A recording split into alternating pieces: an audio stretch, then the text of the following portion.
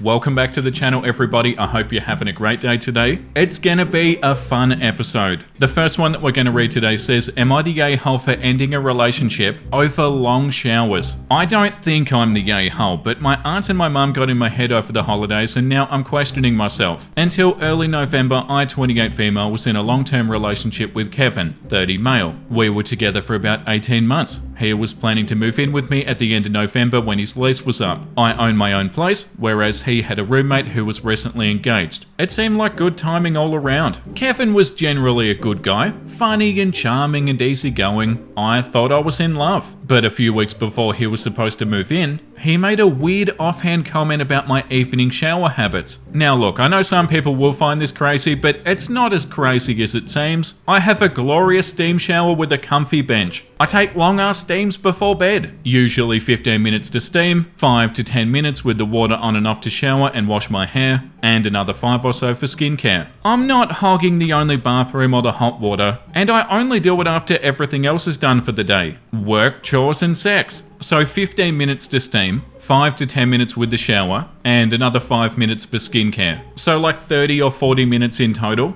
That's not that long. Anyway, the comment was that I'd have to knock off things like that when I was living with him, which why? He said that I was wasting time and that I needed to be more present when I lived with a man? What the f? It's 30 to 40 minutes. I can't have 30 to 40 minutes to myself. This led to a longer argument about the various things about myself and life that I'd need to change before he would move in. Like I was doing him a favor letting him live with me rent-free. Many things themselves weren't terrible. Put my various skincare things away rather than leaving them on the shelf. Yeah, fair enough. Don't leave so many shoes in the mudroom. They're on a rack, but whatever. Stop the composting service. He wants to do it, but a few were non-starters. Don't have my brother 17 and his friends over unsupervised by him. And don't volunteer at a local shelter that houses men. It was wild. He'd never shown any indication of being controlling before, so I tried to talk to him about what he was thinking. He just said that moving in meant that I was his and needed to act like it. Okay, paraphrasing. You're his and you need to act like it. So that's not what he actually said, but like pretty similar. That's a red flag. I said, then we aren't moving in together as I'm not anyone's, less articulate than that, and I asked him to leave. We had another conversation a day or so later, but neither of us budged, so we mutually broke it off. I was sad but not devastated, mostly completely confused, and questioning my ability to see any red flags. There had to be some, right? I thought I made the right choice. My friends think I made the right choice. My baby brother also thinks I made the right choice. He may be influenced by my 3D printer, but my mum and my aunt think that I made a huge mistake. It's been a solid 2 weeks of, you're gonna die alone. You're selfish. You have to compromise in relationships. You can't expect him to put up with your single girl schedules and habits. He was such a catch. I feel like my head's gonna explode. You're gonna die alone? That's not a good reason to stay with somebody that you don't want to be with. Oh well, I better stay with them so I don't die alone. Oh my god. No. I thought my mum would at least care that he was cutting off free brother sitting when they travel, but no. She thinks my ex was right that my brother and his friend shouldn't be in the house alone with a single woman at their age. I babysat most of them when they were younger, for Christ's sakes. Am I really unreasonable here? I'm driving myself nuts. We're not getting back together, but was I an a-hole? No, of course not. Yeah, like the top comment says, aren't you lucky that he showed his true colors before he moved in? Yeah. Oh, you're gonna die alone? Yeah, like the second top comment says, OP, you're gonna die alone with your steam shower in your own house with social life and good skin. Sign up literally every woman in here complaining about her relationship for that hell. Not the a-hole. Yeah, that's a terrible reason to stay with somebody. Oh well, I'll put up with it so that I don't die alone. No, don't do that. The comment below that one says, not the a-hole. Abusive partners never start off showing their true colors right away. Somebody trying to keep you from all men, even family, and from having time alone is ultra controlling. Be glad that he didn't move in, and that you cut things off before they could escalate even more. And the one below that, your mum and your aunt suck. This is what you call internalized misogyny, not the a-hole. Yeah, like these comments say, for your mum and your aunt. I'd rather die alone than as property. And the response, and I would rather be alone than wish I was alone. Yeah, that's 100% right. Don't listen to your mum and your aunt at all. Definitely not the a-hole OP, and that's definitely the consensus. And what did he say too? He said I was wasting time and that I needed to be more present when I lived with a man. What do you mean, dude? Yeah, not the a-hole to you, OP, and all the best. Story number 2. My husband wakes me up multiple times every night. I, 40 female, am very health conscious and I like to go to bed early, around 9:30. I have a young child and I like to ensure that I get enough sleep, even when woken up early. My husband, 39 male, chooses to go to bed a bit later. I don't mind when I wake up when he comes to bed, but lately he's decided that he needs to turn the bright overhead light on every time that he comes to bed so that he can get himself ready to sleep. Okay, so that's straight up unacceptable. You don't turn the big light on when somebody's sleeping. He used to just use the flashlight on his phone, yeah, but says that he doesn't want to feel like he has to tiptoe around. Well, that's what you do when somebody's sleeping.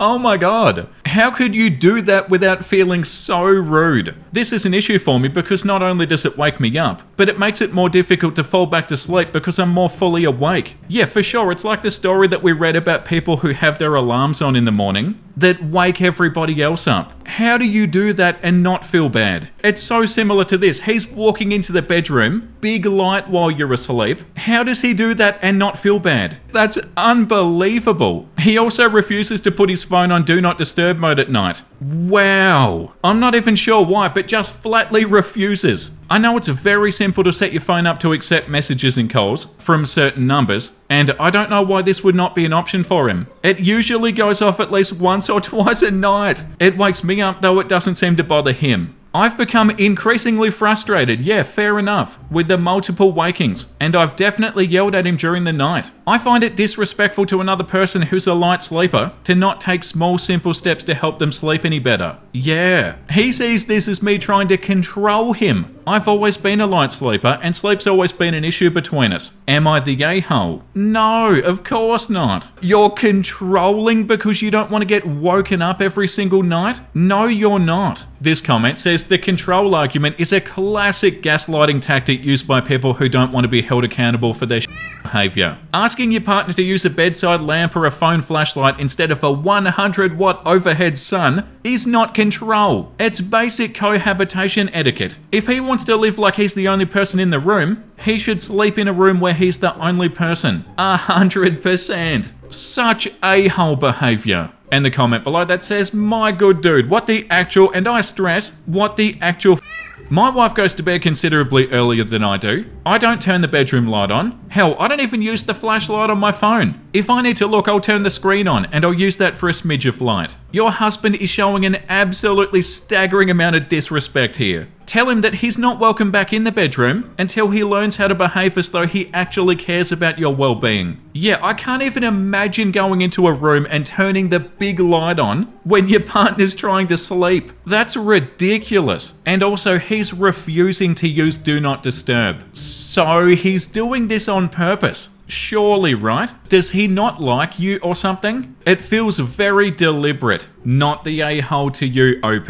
Story number 3 says, am I the a-hole for refusing to work things out with my fiance? Because my life is better now that his daughter isn't around me. I know this title makes me look like an a-hole. I accepted that, but for full transparency, I wanted to be completely honest here. Basically, I'd been with my fiance Matt for 8 years. He has a daughter, 14, Vivian. I tried so hard to involve Vivian in everything. I enrolled her in all these extracurricular programs and I showed up to every single event. I spent thousands on things that she wanted and needed. I brought her out for one-on-one to do girly things like get her hair and nails done or even go shopping. One-on-one dinners wherever she wanted to eat. She literally complained about everything. Every time I brought her out to eat, she complained loudly about the food being trash. Every single time we went and did her nails and hair, she would complain that it turned out bad. Complained on Christmas and asked if she had more stuff coming because she only had 16 items under the tree. Oh my god. Literally everything on her wish list. And she was grateful but disappointed because she expected more from us. What a brat. The audacity. Tie this in with other things, like all my stuff going missing constantly. My makeup that she'd been told not to touch several times became free game for her. My hairbrush that I also told her not to touch was always left on the counter with giant chunks of hair left in it. All her hair products and makeup sit right beside mine in the bathroom, and despite her stuff being higher quality, she still uses mine. Literally spaced out whenever I tried talking to her about it. Her eyes would just gloss over and she would stare right through me, and then nod her head and say, or tell me why it wasn't a big deal, and that she was tired of me creating drama with her. Oh my god. My clothing? Yeah, half of that missing, and I'd catch her wearing them. And she would blatantly lie and gaslight me by saying, "You literally gave me this, and now you're gonna flip out?" She just had zero respect for me, and that was obvious. Her dad did absolutely step in every single time and reprimand her, but it never got any better. It all came to a head over a damn bowl of tuna. So my fiance and I have a 2-year-old, and she's been extremely ill. I'm so busy dealing with fussiness all day and seemingly all night long that I simply forgot to feed myself. So 3 days ago, I get the baby to sleep and I go lounge in the living room, and I start making myself some tuna for crackers around 11 p.m. Vivian comes out and sees me making it. She gets herself a drink and goes back to her room. The baby wakes up, so I put my tuna in the fridge. I get the baby back to sleep, and when I come out, Vivian's on the couch eating it. It was the last of the tuna, and I was starving and really craving it. I didn't eat dinner because I didn't like the meal that I made for Vivian and Matt, so I snapped a bit. I asked why she would be touching my food when she already ate dinner, and she rolled her eyes, tossed my bowl in the counter, and slammed off to her bedroom. I immediately woke up Matt and I told him that I was done. Him and his daughter needed to get out of my house by the following day and go stay elsewhere. Yeah, fair enough, OP. Anywho, he went to his mum's with Vivian, and holy F has my house been peaceful since they left. That's how it should be. Matt keeps on asking if he can come home and talk, but I honestly just don't know if I want to work this out, because my life has been nothing but peaceful without Vivian here. He keeps on saying things like, "You don't mean that, you love her, you've been around for more than half of her life." But I really truly have come to the conclusion that I do not like that girl, and I love my life now that she's not a part of it. OP, any person would feel the same as you. Am I the a-hole for throwing away 8 years into a very loving relationship over his kid? The top comment, not the a-hole. Living with Vivian sounds like a nightmare. Yeah, 100% unbearable. The second top comment says, "Vivian can finally learn something from you this way? Nobody deserves to be a punching bag. They should stay gone." She's thinking when this all blows over, she'll continue treating you this way because of your loyalty to her pops. It shouldn't ever blow over so simply. This comment says, "You've been together for 8 years. A very loving relationship generally does not include you being a doormat for his child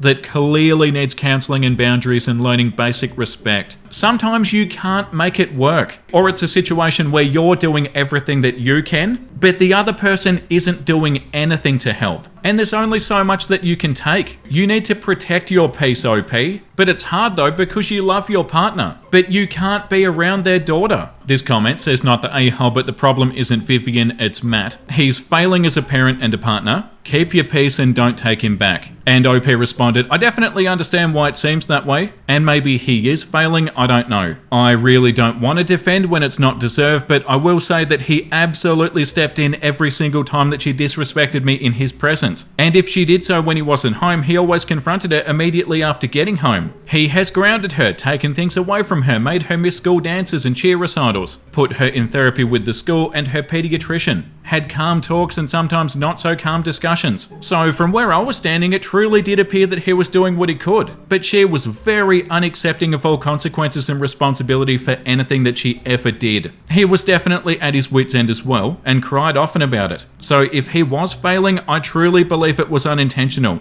He tried. He as a person was absolutely phenomenal to me." The response says, "OP, Vivian's 14, not 4. She knows about personal boundaries and not taking stuff without asking, and respecting adult members of her household. She's very obviously doing this on purpose to antagonize you, whether her end goal was breaking you two up, or just making you miserable because she's a vindictive teen. It doesn't matter. Her behaviour's a deliberate campaign against you. and you and your ex will never punish that spite out of her. You should never share a living space with her again, and I'd hesitate to ever let her be anywhere near your other child, especially unsupervised. All the best, OP, with whatever you choose to do. You're definitely not the a-hole for not wanting her in your house. Story number 4 says, am I the a-hole for leaving Christmas dinner after my mother-in-law made a comment about my acne and my weight? I still have acne at 31 years old. My mother-in-law, 63 female, has made a comment about my acne every time that my husband, 33 male, and I visit his parents. Wow. Every single time. Before Christmas, I had asked my husband to tell his mum to please stop commenting on my acne. My husband said that he talked to his mum. My husband and I went to his parents for Christmas dinner. All his siblings and their spouses were there, and his uncle and aunt were there. When we arrived, my mother-in-law made a comment about my acne. Then she said that I gained weight. Oh my god. At least one sibling and their spouse heard what my mother-in-law said. I just turned around and left. Yeah, good job. When my husband got home, he said that he was disappointed in his mum's behaviour. Then he said that he was disappointed in my behaviour. No, dude. He said that I should have been the bigger person. He said that his mum's old and old people are notoriously insensitive. Am I the a-hole? No, of course not. I would have done the exact same. Like, the first thing that you're gonna say is that I've gained weight and commenting on my acne. Yeah, bye. Of course you don't stay. The top comment says, not the a-hole. Your husband can go to dinner at their house by himself next time. And OP said, maybe that's the solution. I risk either leaving or saying something mean if she pulls something like this again. She can't keep on thinking that this is okay. Like, no, I'm not gonna happily stay as if nothing happened. And why should you? The second top comment, she couldn't hold her tongue when asked. If she was asked, which might not have even happened, why should you be obligated to stay for dinner? Not the a-hole. Yeah. And the response, I'd bet that he never talked to his mum about it. Yeah, I get the feeling that he never mentioned it. Maybe he did, but also I wouldn't be surprised if he didn't. This comment says, not the a-hole. In this instance, age is not an excuse for bad behaviour. And most no longer consider 63 old. Your mother-in-law's the a-hole. And the response, she's not old, just mean and rude. Hubby needs to step up or get lost. And OP said, my old mother-in-law jogs almost every day. She lifts weights. Her and father-in-law go out and have fun. She's gorgeous and her mind is sharp. Yeah, like, oh, she's old so she's insensitive. That's not an excuse. Your husband said that he was disappointed in your behaviour. Your husband's behaviour is disappointing, not yours. It says there, then she said that I gained weight. At least one sibling and their spouse heard what my mother-in-law said. I just turned around and I left. When my husband got home, he said that he was disappointed in his mum's behaviour. Then he said that he was disappointed at my behaviour. Your husband didn't even leave with you. You left on your own. He's not even there supporting you. And he has the gall to say that he's disappointed in your behaviour. Oh my god.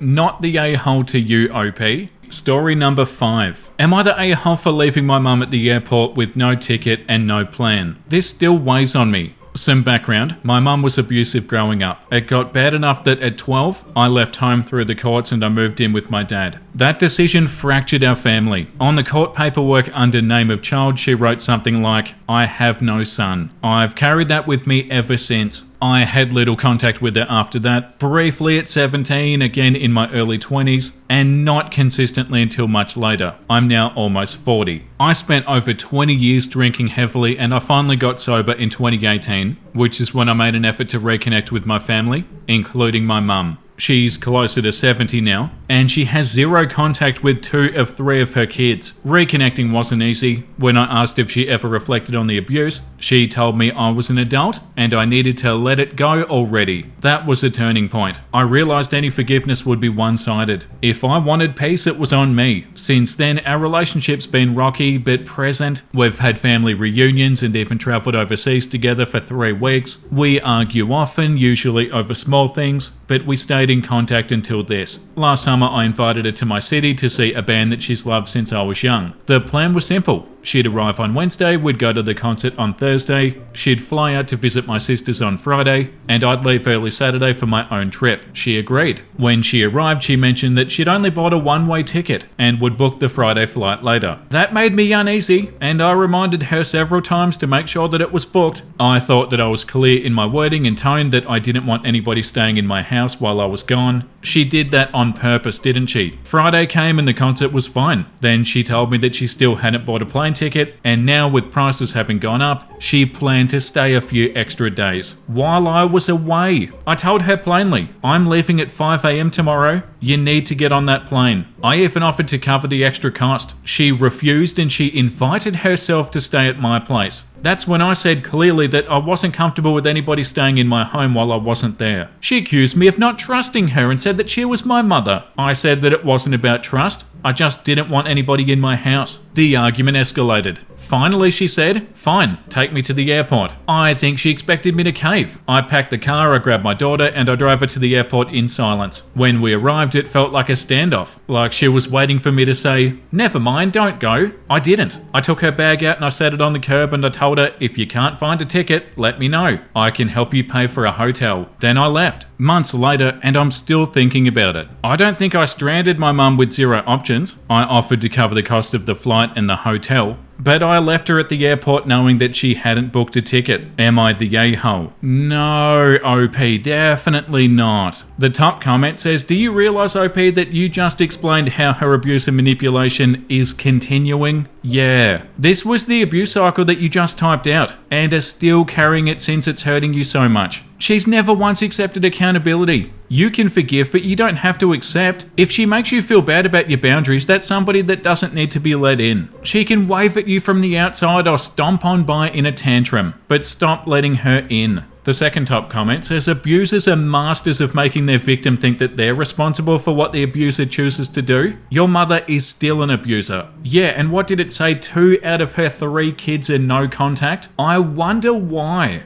The comment below that says, not the a-hole, the only mistake that I see is that you think you reconnected. But all you've really done is reboot the old relationship that you had with your mum. It sends the wrong message. I think that's why she expected to stay at your place. She thought that you were accepting that things were going to go back to the way they used to be. Yeah, and the comment below that, not the a-hole, she knew exactly what she was doing. She was planning on staying in your house unsupervised from the beginning. You were right not to trust her. 100%, that was completely deliberate. That was her plan. And yeah, she's no different than she's ever been. You do not need her, OP.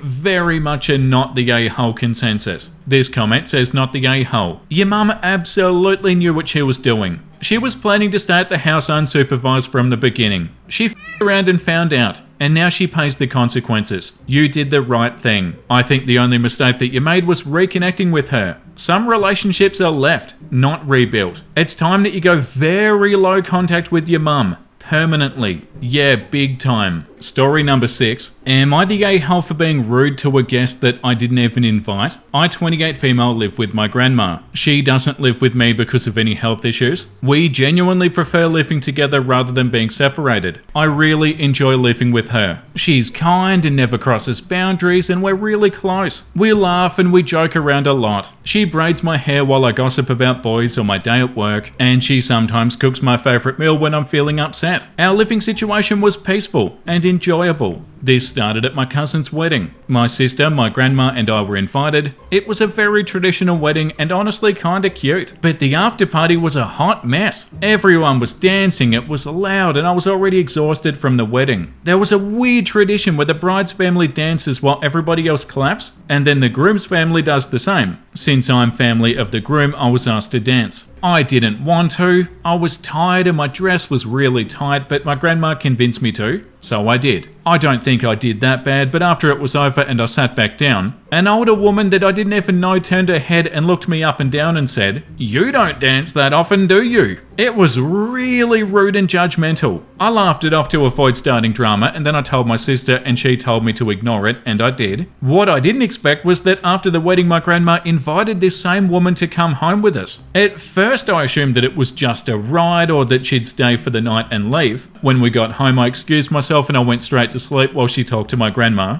The next morning, she was still there. I left for work. When I came back, she was still there. I finally pulled my grandma aside and I asked what was going on. She told me that this woman was a guest and would be staying for a couple of days. I was upset because I was never even asked or even informed beforehand. This is my house and I feel like I deserve a say in who stays here. It's now been 8 long days and she's still here. Oh my god. She constantly inserts herself into my personal life and gives unsolicited opinions. If I complain about cramps, she tells me that maybe I should work out more. If I'm crying to my grandma about something stressful that happened at work, she jumps in and tells me to suck it up and stop crying because I'm an adult. I never ask her for advice or opinions. She just butts in and says whatever she wants. To be clear, I've never been rude to her. I don't argue with her. I don't snap. I've only vented privately to my grandma and sister and boyfriend about how uncomfortable and frustrated I feel. Instead of understanding, they all tell me that I'm being an a-hole and that I'm rude, which feels insane to me because all I've done is express how bothered I am by somebody overstaying in my home and repeatedly disrespecting me. Yeah. Also, I'm not from the USA, so some things may sound weird to you if you're from there.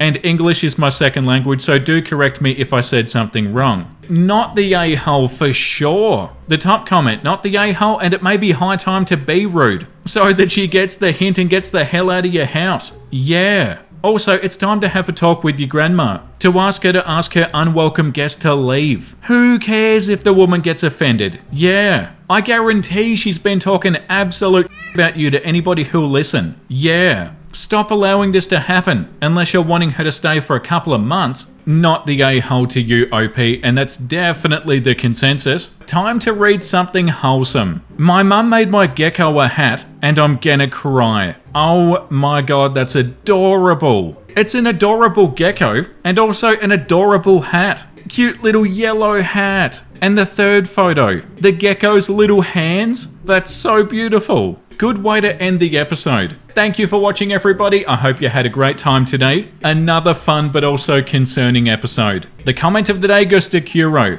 During that last story, I was yelling, "Go to a doctor!" That's genuinely terrifying. Yeah, the last story in the last episode, where OP's boyfriend was forgetting them, that was a terrifying post. Yeah, I was thinking the same. Go to a doctor. That story was a nightmare. Okay, I'm out of here. Thank you for the support, everybody. I really appreciate it. Make sure you look after yourself and make sure you have a beautiful, amazing rest of your day. And I'll see you in the next episode. Bye!